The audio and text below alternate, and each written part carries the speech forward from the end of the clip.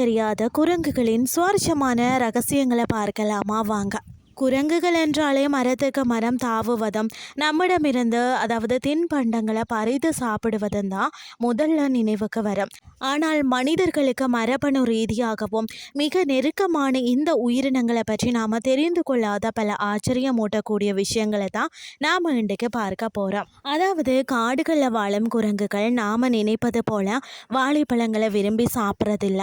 அதாவது சொல்ல போனால் பல காட்டு பகுதியில் குரங்குகளுக்கு வாழைப்பழம் என்று சொன்னாலும் என்னென்று தெரியாதா, அவை பூச்சிகள், இலைகள், பூக்கள் மற்றது காட்டு பழங்களையே உண்கிறதுன்னே சொல்லலாம்.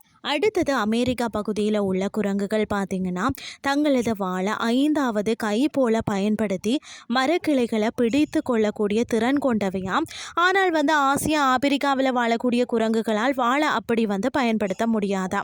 அது மட்டும் இல்லாமல் மனிதர்களை போல தான் குரங்குகளின் கைவிரல்களும் தனித்துவமான கைரேகைகள் உள்ளது.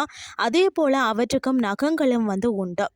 அடுத்தது நாம் பலரும் சிம்பன்சி, கொரில்லா மற்றது ஒராங்குட்டான் போன்றவற்றை குரங்கு வகை என நினைக்கிறோம். ஆனால் அவை பார்த்தீங்கன்னு சொன்னால் அபிஸ் வாலில்லா மனித குரங்கு வகையை சேர்ந்தவையாம். உண்மையான குரங்குகளுக்கு வால் இருக்குமா. குரங்குகள் ஒன்றன் பின் ஒன்றாக உட்கார்ந்து பேன் பார்க்கறத நீங்கள் பார்த்திருப்பீர்கள். அது வரும் முடிகளை சுத்தம் செய்வதற்காக மட்டுமல்ல, தங்களுக்குள்ள உள்ள அன்பையும் சமூக பிணைப்பையும் பலப்படுத்தி கொள்ளவே அப்படி செய்கிறது.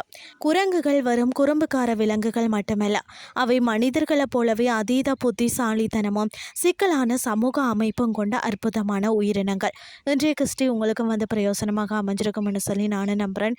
இதே மாதிரி மற்றும் ஒரு கிறிஸ்டியின் வாயிலாக உங்களை சந்திக்கிறேன். நன்றி.